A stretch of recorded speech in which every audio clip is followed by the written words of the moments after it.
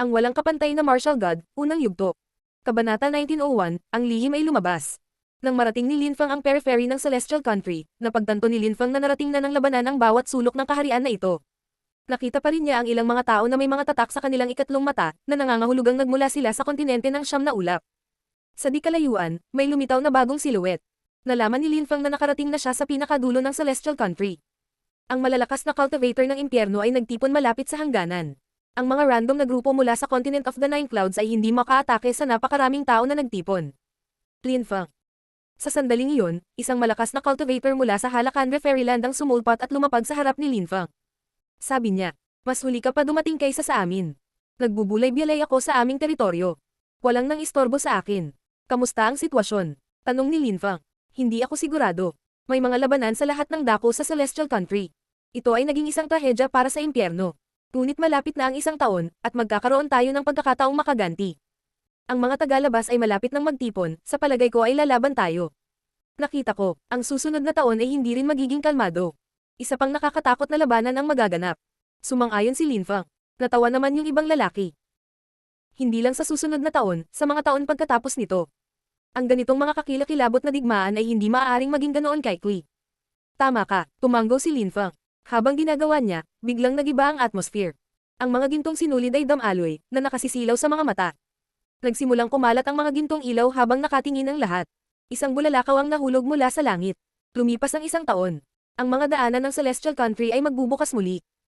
Lahat, sabay-sabay tayong lumabas, pagkatapos ay sabihin natin sa ating mga angkan at iba pa, at bumalik kasama ang pinakabayani at mahuhusay na cultivator ng impyerno sa loob ng 3 araw. Pagkatapos, kakailanganin nating sakupin muli ang Celestial Country. Iyaya ng isang tao. Lahat ay tumanggo, tumatawag bilang ganti. Ang ilang mga tao ay lumipad pasulong ng mabilis hanggat maaari. Sa impyerno sa pasukan, ang nakasisilaw na gintong mga ilaw ay lumitaw din. Maraming tao ang naghihintay doon, at sa wakas, bukas na muli ang daanan. Gayunpaman, sa parehong oras, ang mga tao ay sumimangot. Nagulat sila. Ang daming tao, bakit ang daming lumabas ng sabay-sabay? Ano ang nangyayari? Hindi maintindihan ng mga tao sa karamihan. Napakaraming tao na lumalabas ng sabay-sabay ay napakakakaiba. Nang lumabas ang di kapanipaniwalang bilang ng mga tao, narinig ng mga tao ang isang tinig na sumisigaw. Sa Celestial Country, mayroong isang malaking digmaan laban sa mga cultivator mula sa kabilang panig ng Milky Way battlefield. Umaasa ako na ang lahat ay maaaring pumunta upang tumulong muli sa pagsakop sa bansa. Isang mahusay na digmaan sa Milky Way battlefield. Nagulat ang karamihan. Marami sa kanila ang natural na hindi naiintindihan ang ibig sabihin nito, at nagtanong sa kanilang mga guro. Ang mga ekspresyon ng maraming tao ay lubhang nagbago at ang kanilang mga pag-uusap sa lalong madaling panahon ay umabot sa isang malusog na buzz. Ang ilan sa malalakas na cultivator na kakaalis lang sa Celestial Country ay nanatili, habang ang ilan ay agad na umalis upang pumunta at ipaalam sa kanilang mga angkan. Lahat, sigurado akong maraming ministro ang kasama ninyo sa karamihan. Mangyaring pumunta at ipaalam sa 10 lungsod ng impyerno ang tungkol dyan, sabihin sa kanila na gumawa ng maraming malalakas na cultivator na pumunta dito upang bumuo ng isang hukbo. Wala kaming masyadong oras. Dapat tayong kumilos sa lalong madaling panahon. May ibang nagdeklara ng napakalakas. Ang daanan sa pagitan ng Hell at ng Celestial Country ay bukas lamang sa loob ng 3 araw. Kinailangan nilang makahanap ng napakalakas na cultivator at dalhin sila sa pasukan ng Celestial Country sa loob ng napakaikling panahon. Bumangon si Linfang sa hangin at tumingin sa malayo. May nakita siyang silweta na lumapit sa kanya at ngumiti. Si Vice Ministro Sichuan iyon. Lumutang si Linfang sa kanya at ngumiti. Ministro Sichuan, binabantayan mo ba ang lugar sa buong panahon? Matagal na akong hindi nakapunta dito. Linfang, halika, babalik tayo sa Great Imperial Song City. Sabi ni Ministro Sichuan, na nakangiti kay Linfang. Nagulat si Linfang. Naghintay ba si Vice Ministro Sichuan sa kanya sa partikular? Noon, maraming tao ang pumunta sa Celestial Country kasama niya. Bakit hindi sila hinintay ni Vice Ministro Sichuan? Ministro, tanong ni Linfang. Nanatili siyang hindi gumagalaw. Tumingin si Vice Ministro Sichuan at nagtanong. Ano ang mali? Ministro Sichuan, sana ay masabi mo kay Ministro Aptala na gusto kong manatili dito at magpatuloy sa pagsasanay sa bansang Celestial. Baka hindi na ako babalik sa Great Imperial Song City. Sabi ni Linfang kay Ministro Sichuan. Gusto niyang bumalik sa kontinente ng Siyam na Ulap. Kahit na hindi ito mangyari sa loob ng isang taon, maghihintay siya at magiging mas malakas sa Celestial Country. Siya ay subukan ang kanyang kapalaran bawat taon. Hindi ka nababalik? Tanong ni Vice Ministro Sichuan na nagulat. Ngunit pagkatapos ay ngumiti siya. Linfang, bakit ka mananatili doon? Magkakaroon ka ng maraming pagkakataon para makabalik doon. Vice Ministro Sichuan ang kanyang kamay sa balikat ni Linfang, at nagbago ang ekspresyon ni Linfang. Sinabi niya kay Vice Ministro Sichuan na hindi na siya babalik. Naiintindihan niya na may hindi magandang nangyayari. Ministro, ano ang ibig sabihin nito? Tanong ni Lin Fang. Naglabas si Vice Ministro Sichuan ng kaunting lakas na nagsimulang damaloy sa katawan ni Lin Fang. Isa siyang dakilang emperador, kaya niyang pumatay ng isang tulad ni Lin Fang sa isang kisap mata gamit ang kapangyarihan ng kanyang isip. Gayunpaman, hindi kailanman naisip ni Lin Fang na sasaktan siya ni Vice Ministro Sichuan. Lin Fang, sumama ka sa akin sa Great Imperial Song City. Gusto kang makita ni Ministro Aptala. Seryosong sabi ni Vice Ministro Sichuan. Hinatak ni Lin Fang ang mahabang mukha at sinabing, Ministro, bakit hindi mo masabi sa akin ang dahilan? Pagdating natin sa Great Imperial Song City, malalaman mo. Hindi ko rin ginustong mangyari ang mga bagay sa ganitong paraan. Sabi ni Vice Ministro Sichuan. Walang ibang salita, kinaladkad niya si Lin Fang at umalis sa lugar. Namutla ang mukha ni Lin Fang. Ano ang nangyayari? Makakabalik kaya siya sa Celestial Country? Kailangan ba niyang maghintay ng isang taon? Kung nalampasan niya ang susunod na pagbubukas, hindi siya makakarating sa kontinente sa loob ng 2 taon. Mamimiss niya ang Moon Group na napagkasundoan niyang makipagkita sa loob ng 3 taon. Nakita ni Lin Fang ang solemna at magalang na ekspresyon ni Ministro Sichuan. Ano ang nangyari? Hiniling ni Ministro Aptala kay Sichuan na puntahan siya ng personal, kaya naunawaan niya na ito ay tungkol sa isang seryosong bagay. May naisip si Lin Fang. Malamang ay may kinalaman ito sa pagkamatay ni Wang Zuo. Ang sikreto ay lumabas, marahil si Ministro Aptala ay humihiling kay Lin Fang na ipaliwanag ang kanyang krimen. Ministro Sichuan, iginagalang ko si Ministro Aptala. Sana ay masabi mo sa akin kung tungkol saan ito. Kung hindi, hindi ako babalik sa Great Imperial Song City kasama mo. Mahinahong sabi ni Lin Fang. Ang seryosong mukha ni Vice Ministro Sichuan ay tila naguguluhan at nag-iisip. Hindi na malaya ni Vice Ministro Sichuan na nakaisip na ng plano si Lin Fang. Kung patuloy siyang pipilitin ni Vice Ministro Sichuan na bumalik, isa sa panganib ni Lin Fang ang kanyang buhay at ikukulong siya sa kanyang maliit na mundo. Lin Fang, naaalala mo ba si Jian Mang? Tanong ni Ministro Sichuan. Sumimangot si Lin Fang at tumango. Siyempre naalala niya si Jian Mang, ang napakalakas na bulag na esprimador. Noong una, gusto rin ni Jian Mang na pumunta sa Celestial Country. Gayunpaman, hindi siya umalis sa Great Imperial Song City bago siya kinidnap ng isang tao. Paliwanag ni Ministro Sichuan. Si Lin Fang ay hindi mukhang nagulat, tumugma ito sa inaakala niyang nangyayari. Si Wang Xiao ay kasing lakas ni Ministro Aptala, at isa siya sa mga inapo ng Great Emperor Song. Siyempre, may ibang posisyon siya ang ama ni Wang Zuo. Naintindihan na ni Lin Fang. Noon, napansin niya na may ilang taong naninilip sa kanya sa lungsod. Dinala siya ni Vice Ministro Sichuan sa Celestial Country, kaya si Jian Mang ang kinidnap. Hindi talaga kayo malapit ni Jian Mang. Alam niya kung bakit siya hinuli ni Wang Xiao. Bukod dito, alam din ni Wang Xiao ang isang pamamaraan upang basahin ang mga alaala ng mga tao. Sa makatuwid, hindi na hinintay iyon ni Jian Mang at sinabi sa kanya kung paano mo pinatay si Wang Zuo noon. Kung hindi, napatay siya ni Wang Xiao. Ngayon sinasabi niya na pakakawalan niya lamang siya kung makuha kanya. Sabi ni Ministro Sichuan. Ayaw akong makita ni Ministro Aptala dahil lang nasa panganib si Jian Mang, di ba? Tanong ni Lin Fang, pakiramdam na may higit pa rito. Siyempre hindi, gusto ka talaga ni Ministro Aptala. Kung hindi, hindi niya ako pinapanta para sunduin ka. Sabi ni Vice Ministro Sichuan na napabuntong hininga. Ang mga hari ng Tenyama Courts ay maraming ministro, at may mga tensyon sa pagitan ng ilan sa kanila. Ang mga relasyon sa pagitan ng Great Emperor Song at ng kanyang mga inapo ay masalimuot. Malamang naiisip mo kung ano ang ibig kong sabihin. Isa kang bisita sa lungsod, at may mga tensyon sa pagitan ni Wang Xiao at Aptala. Sa makatuwid, ginagamit ka ni Wang Xiao para masangkot si Ministro Aptala. Maaaring umalis si Ministro Aptala sa Great Imperial Song City. Itinuro ni Lin Fang. Sa katunayan, maaaring umalis si Ministro Aptala sa lungsod.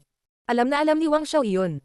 Sa makatuwid, nang wala si Ministro Aptala, banihag din niya si Ching Ching. Alam nila na pumunta ka sa Celestial Country, pero hindi sila mismo pumunta para hulihin ka dahil alam nila na kapag nakita mo sila baka bumalik ka na lang sa Celestial Country at doon ka magtago. At kung atakihin namin sila ni Ministro Aptala, tiyak na matata kami. Dahan-daang paliwanag ni Vice Ministro Sichuan. Nanatiling tahimik si Lin Fang ng ilang segundo. Maaaring masaktan ni Ministro Aptala sina Wang Xiao at Wang Xin dahil isa siyang ministro. Gayunpaman, pinatay ni Lin Fang ang isang inapo ng Great Emperor Song, naganap na naiiba. Ang walang kapantay na martial god, unang yugto. Kabanata 1902, ang palitan. Sa impyerno, mayroong 10 pangunahing lungsod at 10 Yama Courts. Ang lungsod ng Yama ay kontrolado ni Haring Yama. Tulad ng Great Emperor Song, napakaraming tao ang nakakita sa kanya, kasama ang kanyang mga inapo. Gayunpaman, mayroong ilang mga pagbubukod. 2 tao ang kara-rating lang sa Yama City. Ang mga taong ito ay parehong napakalakas at nakarating sa tuktok ng layer ng Hell Wangchi. Kung ikukumpara kay Haring Yama, hindi sila malakas, ngunit nakikita pa rin nila si Haring Yama. Ang binata at babaeng ito ay lubhang sikat sa impyerno, lalo na ang binatang iyon. Si Yama Hua ay isang inapo ni Haring Yama. Siya ay isang prinsesa sa Yama City, isang mataas na antas ng Hell Emperor at naiintindihan ang lakas ng Dao. Siya ay napakalakas. Sa Yama City, alam ng lahat ang tungkol sa kanya, at maraming kabataang lalaki ang gustong pakasalan siya. Gayunpaman, hindi siya nagpakasal sa isang binata mula sa Yama City, ngunit sa isang tao mula sa ibang kan. Maraming kabataang lalaki mula sa Yama City ang nagalit, ngunit walang nang ahas na magsabi ng anuman dahil nagpakasal siya sa isang miyembro ng Ancient Demon Clan. Si Juzi. Ang Ancient Demon Clan ay maalamat at umiral ng mga henerasyon. Si Juzi ang pinakamalakas na cultivator sa kanyang henerasyon. Ngunit hindi iyon sapat na dahilan para ipaliwanag kung bakit siya tinanggap ni Haring Yama. May ibang posisyon si Juzi, miyembro siya ng misteryosong Hell Shrine.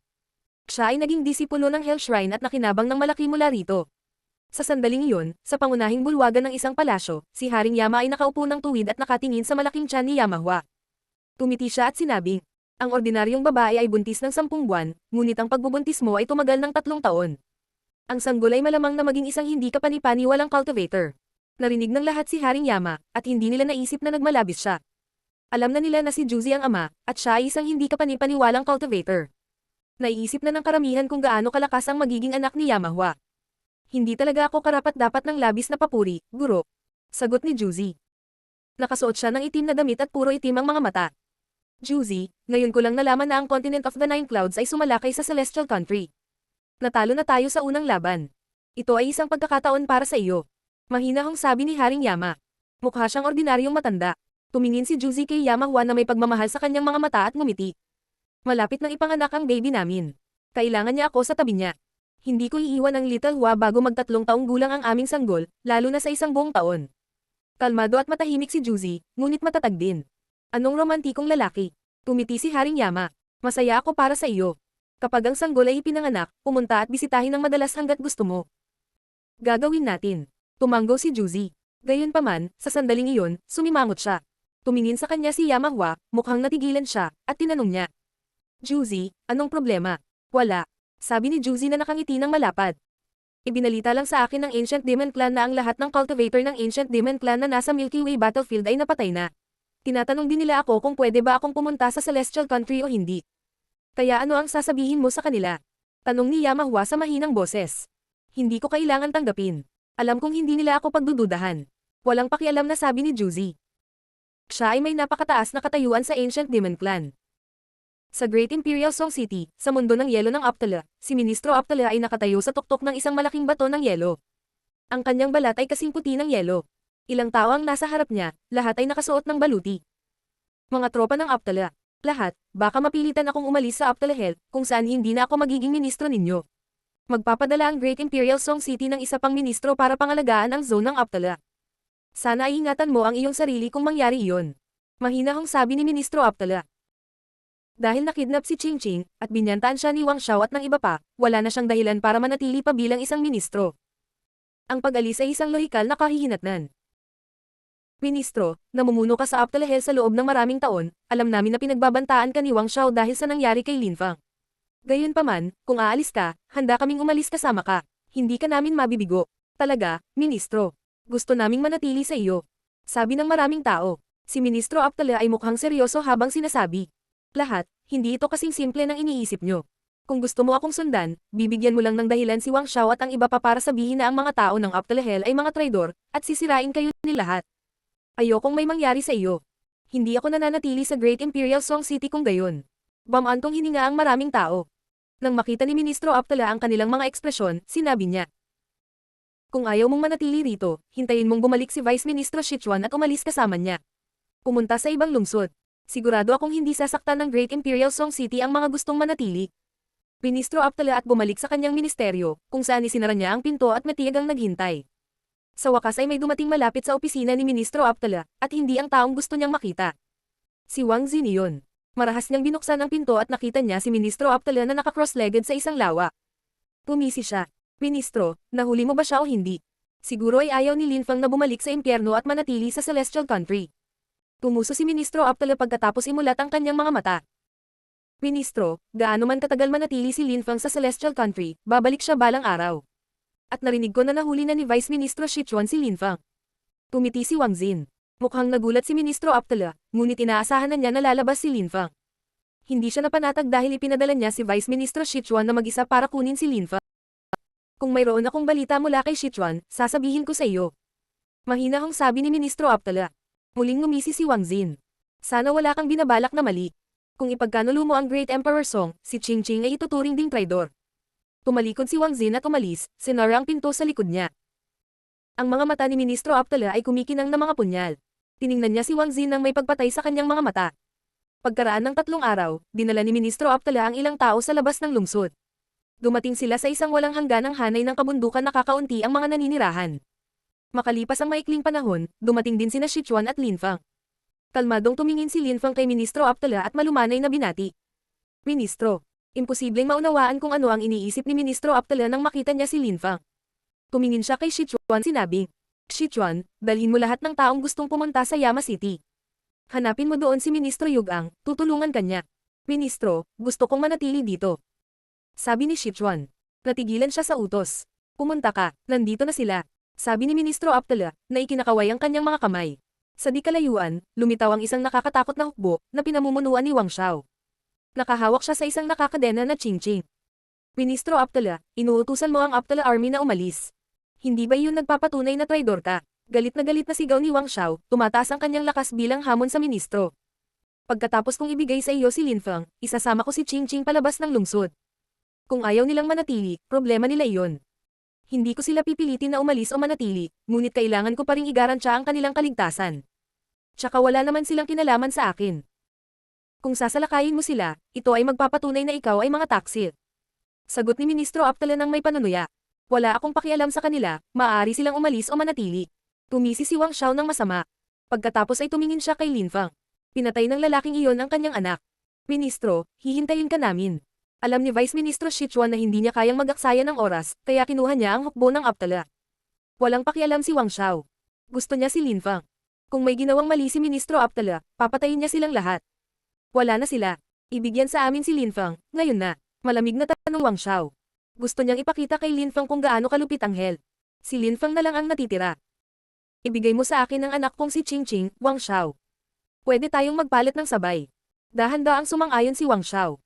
Ministro Aptala at tumingin kay Linfang. Linfang, ako, si Ministro Aptala, ay humihingi sa iyo ng paumanhin. Mukhang mapapahamak na ako. Bamantong hininga si Linfang habang naglalakad siya pasulong. Malamig na ngumiti si Wang Xiao. Nagulat siya, hindi niya akalain na ganito pala kadali. Pumunta ka, sabi ni Wang Xiao, at pinalaya si Qingqing, bago nagpakawala ng nakakatakot na lakas na pumaligid kay Linfang na parang sapot. Ang walang kapantay na martial god, unang yugto. Kabanata 1903, mahirap makatakas. Tumingin si Linfang kay Wang Xiao ng malamig. Malamig na ngumiti si Wang Xiao at tumingin kay Ministro Aptala. Hindi ko akalain na ganito kadaling mangyari. Kung gusto mong manatili, maaari kang bumalik sa iyong headquarters, hindi kami malupit na tao. Sa loob, inis si Wang Xiao. Inakala niya na si Ministro Aptala ay magdudulot ng kaguluhan, at sa paraang iyon ay malaya siyang pumatay sa kanya. Ang kanyang Wang Zuo ay patay na. Kinasusuklaman niya si Ministro Aptala dahil lang doon. Kung binigyang pansin ni Ministro Aptala, si Wang Zuo hindi sana namatay. Sa anumang kaso, nahuli niya si Linfang, ang mga bagay ay malayong matapos. Bakit ako babalik doon? Aalis na ako. Magkikita tayong muli. Mahinahong sabi ni Ministro Aptala. Pagkatapos, umalis siya ng mabilis hanggat maaari. Pumunta ka na, tiningnan ni Wang Xiao si Linfang ng masama at tumikim. Ipapakita ko sa iyo kung gaano kalupit ang impyerno. Pagkatapos, iwinagayway niya ang kanyang mga kamay at umalis na ang lahat. Gayunpaman, pagkaraan ng maikling panahon, ang ekspresyon ni Wang Xiao ay nagbago ng husto at sumigaw siya ng napakalakas. Tumigil. Huminto ang lahat. Tumingin si Wang Xiao kay Linfang ng malamig. Kakakuha lang niya ng ilang impormasyon. Tila, si Vice Minister Sichuan at ang mga taong inalis niya ay nahati sa 2 grupo. Si Qingqing at isang binata ay sabay na aalis, at ang binatang iyon ay kamukha ni Linfang. Nagpakawala si Wang Xiao ng nakakatakot na enerhiya na namuo sa utak ni Linfang. Ngunit biglang nawala si Linfang sa kanyang harapan. Ang ekspresyon ni Wang Xiao ay lubhang nagbago. Napatulala yung iba. Paano ito posible? Tanong ni Wang Xin. Clone. Paano magmukhang totoo ang clone ni Linfang? Hindi siya halos malakas. Ministro Aptala, ituturo ko sa iyo kung ano ang sakit. Galit na sigaw ni Wang Xiao. Sa kabutihang palad, gumawa siya ng sarili niyang pag-iingat. Si Linfang at Vice Ministro Sichuan ay patungo sa magkaibang direksyon. Bumalik si Linfang kasama si Vice Ministro Sichuan. Nang makita nila siya, ibig sabihin ay clone niya na ito. Sa totoo lang, sa sandaling iyon, sina Linfang at Qingqing ay nasa isang bangka at medyo mababa ang paglipad upang maging maingat. Sinisikap ni Vice Ministro Sichuan at ng iba pa na ilayo ang atensyon ng mga tao. Qingqing, pasensya na sa mga problemang naidulot ko sa iyo at sa iyong ama. Sana wala silang ginawang masama sa iyo. Sinabi ni Linfang kay Qingqing. Tumingin si Qingqing kay Linfang at ngumiti ng malumanay, pagkatapos ay umiling. Hindi sana nila ako ng ahas na saktan bago ka mahuli. Pinipigilan lang nila akong maglakbay.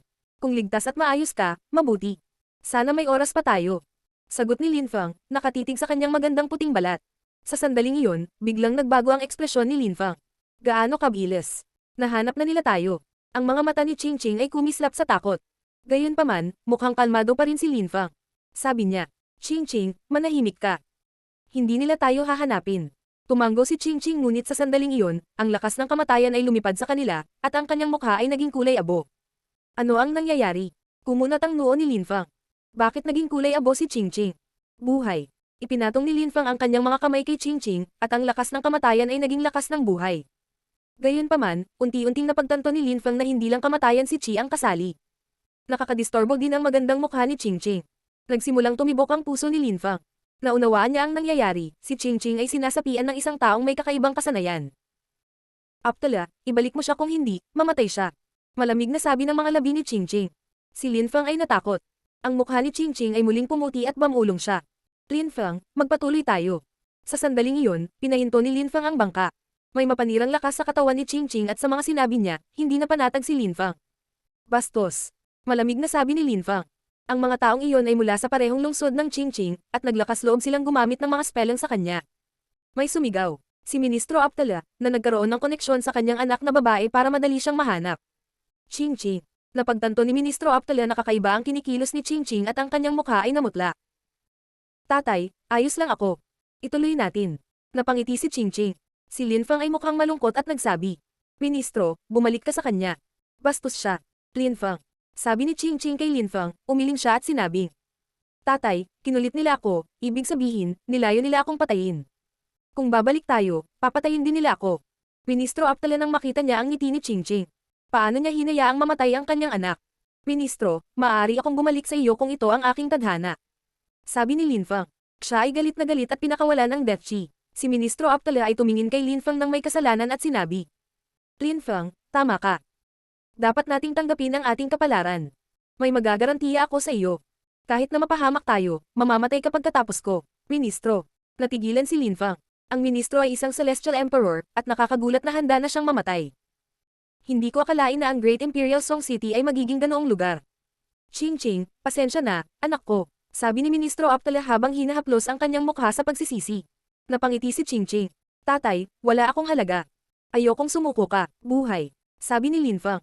Kasabay nito, iniunat ni Ministro Aptala ang kanyang mga kamay at niyakap si Qingqing. Bata, kailangan nating subukan. Paano kita hahayaang mamatay? Malumanay na sabi ni Ministro Aptala. Hindi niya hahayaang mamatay ang kanyang anak para sa kanya. Tara na, sabi ni Ministro Aptala, na ikinakaway ang kanyang mga kamay. Tumingon silang tatlo. Si Wang Xiao at ang iba ay natural na maghihintay doon. Malamig nang umiti si Wang Xiao nang makita niyang babalik si Aptala. Si Ministro Aptala ay isang taksil. Pinoprotektahan niya ang pumatay sa anak ko. Napakahusay. Malamig na sabi ni Wang Xiao. Ministro Aptala at sinabi, Wang Xiao, naibalik ko na si Linfang. Mas mabuting palayain mo ang anak ko, wala siyang kinalaman to. Una, ipakita mo sa akin na ito ang totoong Linfang. Jian Mang, pumunta ka. Malamig na utos ni Wang Xiao. Isang bulag na lalaki ang lumabas mula sa karamihan. Sinusuri kung totoo ako o hindi. Biglang bumangon si Linfang sa hangin. Ang kanyang mga mata ay puro itim at naglalaman ng lakas ng buhay at kamatayan. Mamatay. Paputok na sigaw ni Linfang. Naputol ang hangin ng mga satset, at napasimangot si Jian Mang. Isang death sword ang bumaril sa kanya. Ang nakakasilaw na mga ilaw ay sumilay sa kalangitan at bumangga sa invisible na espada ni Linfang. Tumalon si Linfang at nagpakawala ng mapanirang lakas, na naging dahilan upang yumuko ang espasyo. Tatay, si Linfang ay napakalakas at may talento. Sinabi ni Qingqing kay Ministro Aptala. Natigilan siya nang makitang kontrolado ni Linfang ang lakas ng Dao. Inilabas ni Jian Mang ang sariling lakas ng espada. Pinutol nila ang itim na tubig sa hangin sa mga tuwid na alon. Tinusok niya ang itim na tubig at itinapon ang sarili kay Linfang. Banayad na cosmic energy, ang kanyang espada ay kumikilos ng kasing bilis ng liwanag. Napakabilis niya, naisip ni Linfang. Lumapag si Jian Mang sa harap ni Linfang at ang kanyang sword energies ay bumaril kay Linfang. Inilabas ni Linfang ang Kalpa Sword Energies, at hindi gumalaw kahit isang pulgada. Ginamit niya ang kanyang Nihility Sword at inatake si Jianmang. Isang nakakasilaw na liwanag ang tumama sa direksyon ng mga mata ni Linfang. Biglang iminulat ni Jianmang ang kanyang mga mata, at bumungad sa kanila ang mga makinang na ilaw. Hindi maimulat ni Linfang ang kanyang mga mata sa harap ng napakalakas na pagsabog ng liwanag. Place rate. Galit na sigaw ni Jianmang. Ang mga ilaw ay tumama sa mga mata ni Linfang. Pareho silang baliw. Ang mga mata ni Jianmang. Ang mga nanonood ay natulala at napailing. Ang 2 taong iyon ay hindi kapani-paniwalang malakas. Mamatay. Sigaw ni Wang Xin, at tumalon siya pasulong, pinakawalan si Death Chi. Pinalibutan ng mapang api na enerhiya sina Linfang at Jianmang. Freeze. Sigaw ni Ministro Aptala. Sa isang iglap, nagsimulang magyelo ang kapaligiran sa kanilang paligid, kasama na ang mga katawan ni Linfang at Jianmang. Iniunat ni Ministro Aptala ang kanyang mga kamay at kinuha sina Jianmang at Linfang mula sa yelo. Hindi kayo magkaaway at pareho kayong napakalakas. Hindi mo kailangang lumaban hanggang kamatayan. Jianmang, malamang naiintindihan mo rin iyon. Sabi ni Ministro Aptala. Muling bumalik sa normal ang mga mata ni Jianmang, na wala ang liwanag sa loob. Ngayon pa lang sila ay walang laman na puti, tanda ng kanyang pagkabulag. Ang walang kapantay na martial god, unang yugto. Kabanata 1904, isang lotus. Kumaway si Wang Xin at gumalaw ang kanyang hukbo. Pinalibutan nila si Ministro Aptala at ang iba pa. Bamantong hininga si Ministro Aptala at sinabi, "Pabayaan mo si Linfang at ang aking anak, at ako ay magiging lingkod mo magpakailanman." "Managinip ka, Ministro." Dinuraan si Wang Xiao, malamig na ngumiti. "Ang aking anak ang pinakamahalagang bagay sa akin sa buhay." Pinatay siya ni Linfang, sa tingin mo papakawalan ko siya. Nakakatawa ka, si Linfang ay mukhang galit na galit. Ngunit pagkatapos ay sinabi ni Ministro Aptala, "Gusto mong mamatay kaming lahat dito, kung gayon." "Talaga. Ngayon, Ministro Aptala, ipapakita ko sa iyo kung ano ang pakiramdam ng mawalan ng iyong mga anak." Malamig na sabi ni Wang Xiao. Bigla siyang lumingon at tumingin kay Qingqing habang pinalibutan siya ng ilang chi. Ang kanyang mapuputing braso ay naging itim, kasunod ang kanyang mukha. "Qingqing." Tumingon sina Linfang at Ministro Aptala at tumingin kay Qingqing. Nagsimulang umiyak si Ministro Aptala.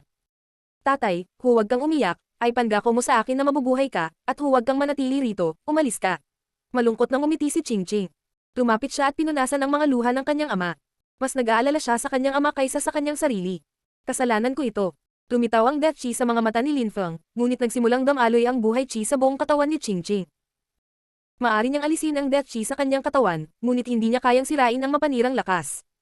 "Linfang, wala itong kinalaman sa iyo. Inaako ko ang mga kahihinatnan ng aking mga aksyon. Ikaw ay sobrang talino. Hindi ka pwedeng mamatay." Napangiti si Qingqing. Pagkatapos, tumingin siya kay Ministro Aptala at sinabi, "Tatay, palamigan mo ako, kahit papaano, hindi ako mamamatay na pangit." "Sige." Naglabas si Ministro Aptala ng malamig na enerhiya, na nakapalibot sa kanyang anak na babae. Dahan-dahan siyang nanlamig at pati na rin ang mapanirang enerhiya. Nakangiti pa rin si Qingqing sa loob, parang estatwa. Sa sandaling iyon, naglabas si Linfang ng isang espesyal na chi, at nawala si Qingqing sa kanyang kinaroroonan. Si Ministro Aptala ay tumingin kay Linfang ng kakaiba. Mamatay. Isang nakakatakot na chi ang bumagsak sa kalangitan, isang suntok ang lumitaw, isang walang kamatayang ilog ng impyerno ang lumitaw at lumipat patungo kay Ministro Aptala. Kasabay nito, naramdaman ni Jianmang at Linfang ang nakakatakot na lakas ng kamatayan na pumapalibot sa kanila. Ang kanilang paghahangad ay kinakalawang. Naglabas si Linfang ng mga life stamp. Naglabas siya ng nakagigimbal na death energy at sinulyapan si Jianmang, iniisip kung ililigtas siya o hahayaan siyang mamatay. Biglang iminulat ni Jianmang ang kanyang mga mata, na ngayon ay puno ng pambihirang liwanag na layunin. Laging itinatago ni Jianmang ang ilan sa kanyang mga espesyal na kapangyarihan. Kung hindi pa siya sinubukang patayin ni Wang Xiao noon, ipinagpatuloy niya sana ang pagtatago ng kanyang mga espesyal na kapangyarihan. Walang dahilan si Jianmang para itago ang kanyang kapangyarihan, maliban kung kinokontrol siya ni Wang Xiao. "Kaya dapat kang pumunta sa isang hola," sabi ni Linfang. Makalipas ang isang segundo, nawala si Jianmang.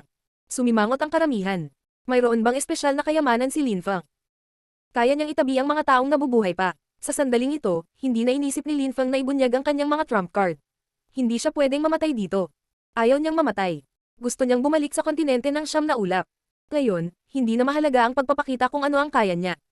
Dapat ay mas maaga niyang pinapante si Qingqing sa kanyang maliit na mundo. Si Ministro Aptala ay naglabas ng lotus at sinabi kay Linfang, "Pumasok ka sa loob." Tumalon si Linfang sa lotus, na pumikit sa kanya at binalot siya. Kasabay nito, isang nakakatakot na walang kamatayang lakas ang lumipat patungo kay Ministro Aptala, na nagukit ng mga bitak sa kalawakan. Isang nakakatakot na apoy ang nagsimulang mag-alab sa katawan ni Ministro Aptala. Isang nakakatakot na chi ang tumaas sa kalangitan at pinrotektahan ang lotus sa paligid ni Linfang. Mukhang determinado si Ministro Aptala. Sinabi niya ito. Mamatay man silang dalawa, siya ang unang mamamatay. Ang apoy ay nagpatuloy sa pag-aapoy kay Ministro Aptala, na mabilis na lumakas at mas matindi. Ang kanyang ekspresyon ay nagbago ng husto.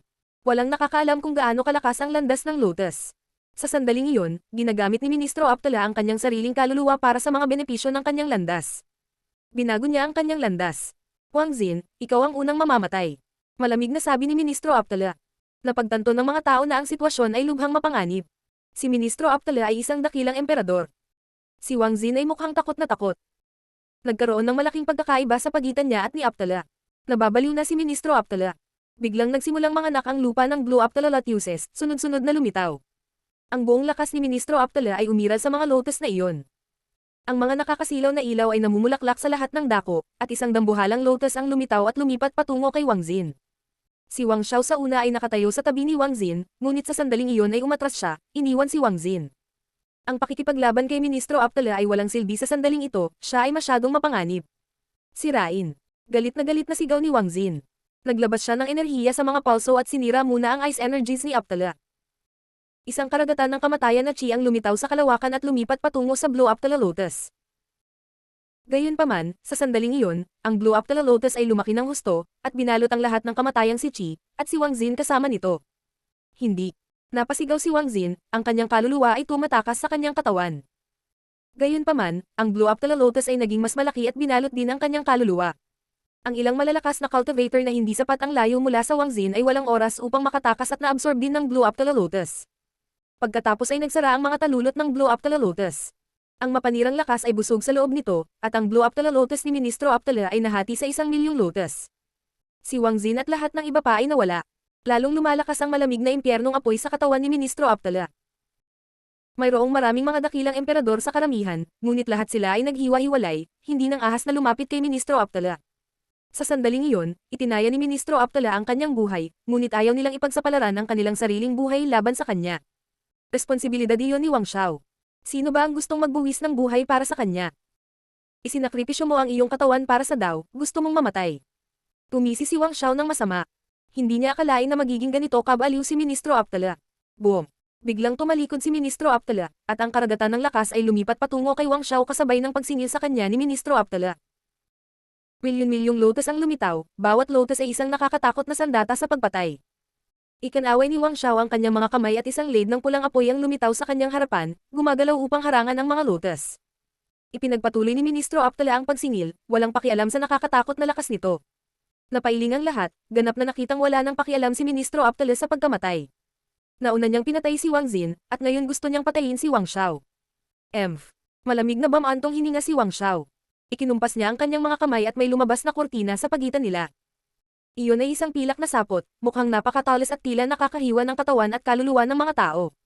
Gayunpaman, agad na nawala ang ngiti ni Wang Xiao. Si Ministro Aptala ay sumingil sa silver web, naputol, ngunit parang wala siyang nararamdaman. Tumapag si Ministro Aptala sa harap ni Wang Xiao, dala ang isang Blue Aptala Lotus sa kanyang kamay, isang Blue Aptala Lotus ng lupa at langit. Gusto niyang itanim ito sa katawan ni Wang Xiao. Ang ekspresyon ni Wang Xiao ay lubhang nagbago. Siya ay umatras ng katutubo habang naglalabas ng mga nakakatakot na enerhiya. Ministro Aptala hindi tumigil, gayunpaman, binabaliwala ang lahat habang inilalagay niya ang Blue Aptala Lotus sa katawan ni Wang Xiao. Isang mapanirang lakas ng kamatayan ang sumambulat. Hindi. Ang kaluluwa ni Wang Xiao ay naging ulap at nagkawatak-watak, ang kanyang pisikal na katawan ay bumagsak ng mahina pababa mula sa langit. Ilang malalakas na cultivator ang dumaong sa harap ng bangkay at tinitigan si Ministro Aptala ng malamig. Si Ministro Aptala ay baliw. Napatay niya ang pisikal na katawan ni Wang Xiao. May papatay sa'yo, maaga o huli. Napabuntong hininga si Ministro Aptala, habang ang kanyang katawan ay dahan-daang naging Blue Aptala Lotus. Dinala niya ang Blue Aptala Lotus ni Lin Feng habang may lumitaw na vortex sa gitna ng nakakasilaw na gintong mga ilaw, bago naglaho sa lupa. Ang mga tao ay namangha at kinilig sa nakita. Nakakagulat na nagpa siya si Ministro Aptala na maging isa sa mga Blue Aptala Lotus ng lupa at langit. Ang walang kapantay na martial god, unang yugto. Kabanata 1905, nagiging isang asul na Aptala Lotus. Sa impyerno, ang isang Blue Aptala Lotus ay napapalibutan ng mga gintong ilaw habang ito ay gumagalaw. Kapag nakita ito ng mga tao, minsan ay nawawala na lang ito sa kanilang panin. Maraming tao ang nagbuntong hininga. Anong uri ng hindi kapani-paniwalang spell iyon? Ang Blue Aptala Lotus ay naanod sa himpapawid sa loob ng 2 araw. Sa wakas, dumaong ito sa gitna ng karagatan, maraming iba pang lotus ang lumilitaw sa paligid nito. Sa maikling panahon, ang karagatan ay natakpan ng Blue Aptala-Lotuses, isang espesyal at misteryosong chi na nakapalibot sa kanila. Ang isa sa mga Blue Aptala-Lotus, mas malaki at mas maliwanag kaysa sa iba, ay nagbukas ng sarili. Pagkatapos nito, isa pang Blue Aptala-Lotus ang nagbukas, at isang binata ang lumitaw sa loob. Sa sandaling iyon, napapalibutan siya ng malamig na ice chi, pati na rin ng death chi. Nakapikit ang mga mata ng binata. Nabasag ang unang layer ng lotus, at pagkatapos ay ang pangalawa, nagniningning na mga ilaw ang tumagos sa kanyang katawan. Dinala ng lotus si Linfang sa malayo at ngayon ay nagbibigay ito sa kanya ng lakas. Ang lotus ay napapalibutan ng kakaibang mga ilaw, lahat ng uri ng lakas ay nagbabago. Ang kalooban ng Blue Aptala Lotus na iyon ay pumaligid sa lahat ng enerhiya. Kumislap ang silweta ng binata. Nagising na siya. Siyempre, hindi na niya kailangang buksan ang kanyang mga mata sa ganoong mga pangyayari, kailangan lang niyang maramdaman ang hindi kapanipaniwalang enerhiya sa paligid niya. Ang lahat ay natural at mapayapa. Isang malakas na hangin ang umiihip at nagdudulot ng malalaking alon. Gayunpaman, sa karagatang iyon, mayroong isang malaking itim na bundok ng demonyo, napakalaki at puno ng isang hindi kapanipaniwalang demonyong chi. Maraming misteryosong tao ang naghihintay sa ibabaw nito. Sa sandaling iyon, sa bundok ng demonyo, isang malakas na cultivator ang biglang nagmulat ng kanyang mga mata. Bigla siyang tumayo at iniwan ang kanyang mga pagmumuni-muni. Pagkaraan ng maikling panahon, nakarating siya sa harap ng isang sinaunang altar ng paghahain ng demonyo at tumalon sa ibabaw nito. May demon pond sa tabi ng altar, puro itim at naglalaman ng lakas ng demonyo. Naramdaman mo ba ang kakaibang chi ng Ancient Demon Clan? Tanong ng kakadating lang, mula sa loob ng demon pond, maraming tao ang nagmulat ng kanilang mga mata, na puro itim. Naramdaman nila ang isang bakas ng demonyo, ngunit ito ay napakalayo. Tanging ang malalakas na cultivator mula sa Ancient Demon Clan ang maaaring gumamit ng gayong mga imprint. Naramdaman ko, ang taong iyon ay dapat na medyo malakas. Isang medium level na Hell Emperor o isang high level na Hell Emperor, kahit man lang. Sagot ng isang tao. Talaga, may nakagamit na ba sa inyo ng Ancient Demon Imprint? Nanatiling tahimik ang mga tao ng ilang segundo. Hindi sila nagtanim ng anumang Ancient Demon Imprint sa sinuman. Sino ang handang pumunta at ibalik siya? Mahinahong tanong ng malakas na cultivator sa altar ng paghahain. Ang ilang mga tao na nasa pond ng demonyo ay umangat sa hangin. Pupunta tayo. Sige, pwede na kayong tatlo. Walang magiging problema kung magkakatuluyan kayo. Sang-ayon ng malakas na cultivator sa altar. Pagkatapos, umupo siya ng naka-cross-legged at sinabing, tandaan, kung may mali, bumalik kayo. Sapat na ang nawala sa atin sa Milky Way battlefield. Hindi na natin kayang mawala pa ang mga taong kapareho ng henerasyon. Naiintindihan namin. Sabi ng tatlo na nakumpirma, bago umalis sa maliit na isla. Si Linfang ay nasa Blue Aptala Lotus pa rin. Makalipas ang ilang sandali, dahan-dahan niyang iminulat ang kanyang mga mata. Napapaligiran siya ng hindi kapani-paniwalang kombinasyon ng mga enerhiya. Ang mga cosmic energies ay lumutang sa hangin. Kamatayan, buhay, lupa, at walang laman na espasyo cosmic energies. Naliligo ako sa lakas ng Dao. Nililinas na ang aking kalooban. Maaari na akong humiram ng lakas ng Dao. Mataimtim na naisip ni Linfang. Halatang hindi niya madaling maunawaan ang layunin ng Blue Aptala Lotus, ngunit naliligo siya dito at maaaring hiramin ito. Ministro, buhay ka pa ba? Si Linfang ay natulala. Unti-unting binubuksan ng isang lotus ang dakilang emperador na lumitaw sa loob ng mga talulot nito. Kung si Ministro Aptala hindi nagbago, namatay na sila. Naglabas si Linfang ng isang espesyal na chi, na lumipat sa kanyang maliit na mundo. Si Jianmang ay naka-cross-leg doon, nakapikit ang mga mata. Malamig na pinanood ni Linfang si Jianmang. Alam kong hindi ka bulag. Bakit patuloy kang nagpapanggap? Malamig na tanong ni Linfang. Bulag ako. Ang nakita mo ay hindi ang aking mga mata, kundi ang aking landas. Mahinahong sabi ni Jianmang. Matapos makulong, sinubukan niyang umalis sa lugar na ito gamit ang lakas, ngunit nabigo siya. Hindi niya kayang sirain ang maliit na mundong ito gamit ang kanyang lakas. Alam niyang kakailanganin niya ng maraming oras para makalaya, kaya nagpasya siyang manatili doon at magsanay, ayaw niyang mag-aksaya ng oras. Baka akalain mong pinagtaksil kita. Gayunpaman, nahuli na ako, at wala silang pakialam sa mga paliwanag ko. Kung pinatay mo ako para manahimik ako noon, hindi sana ito mangyayari. Siyempre, noon, baka hindi mo ako mapatay. Hindi ko akalain na magiging mas malakas ka sa Celestial Country. Sa kasamaang palad, hindi ako nakasama sa iyo bago ako kinidnap. At ngayon, hindi na rin ako magkakaroon ng pagkakataon. Buntong hininga ni Jianmang. Alam ni Linfang na hindi nagsisinungaling si Jianmang. Hindi siya gaanong nagsasalita, ngunit kapag nagsasalita siya, kadalasan ay nagsasabi siya ng totoo. Malas ako mula sa kapanganakan. Pinanganak akong bulag. Gayunpaman, tumanggi akong magreklamo, nagpa siya akong maging malakas. Pinag-aralan ko ang pambihirang lakas ng liwanag. Bilang isang bulag, ang pag-unawa sa light cosmic energy ay lubhang kapaki-pakinabang. Nag-aral din ako ng lakas ng bilis. Yan ang landas ko, napalitan ng aking paglilinang ang aking paningin. Ang aking paglilinang ay parang aking mga mata. Hindi ako lalaban sa iyo dito, bagaman. Patuloy ni Jianma. Siya ay likas na malamig at hiwalay, at palagi siyang nananatiling kalmado, marahil dahil naiintindihan niya ang liwanag na enerhiya. Bihira ang mga ganyang tao. Walang ibang sinabi si Linfang. Inilayo niya si Qingqing, na nagyelo pa rin. Iniuwi niya siya sa Zuyu. Kahit dito sa loob ng kanyang espiritu, nararamdaman pa rin ni Linfang ang espesyal na kapangyarihan ng Blow Up to the Lotus. Isang hindi kapanipaniwalang lakas ng daw ang dumadaloy sa buong katawan niya. Sa labas ng totoong mundo, itinaas ni Linfang ang kanyang ulo at tumingin sa malayo. Nakita niyang papalapit ang tatlong tao. Ang tatlong taong iyon ay nakasuot ng itim na damit at napapaligiran ng hindi maarok at misteryosong demon chi. Mukha silang napakalakas na mga demon cultivator. Ang tatlong tao ay huminto pagkatapos lumapit sa kanya, at sinuri si Linfang ng mahinahon. Nang makita nila ang Blow Up to the Lotus at ang misteryosong chi nito, nagulat sila. Sumama ka sa amin. Malamig na utos ng isa sa kanila kay Linfang. Isang demon cultivator mula sa Ancient Demon Clan ang nagtanim ng Ancient Demon Imprint sa kanyang katawan, at gusto nilang ibalik siya sa Ancient Demon Clan. Nilinggan sila ni Linfang ng walang emosyon, ang kanyang mga mata ay puno ng hangarin sa kamatayan. Sino ka? Malungkot na tanong ni Linfang.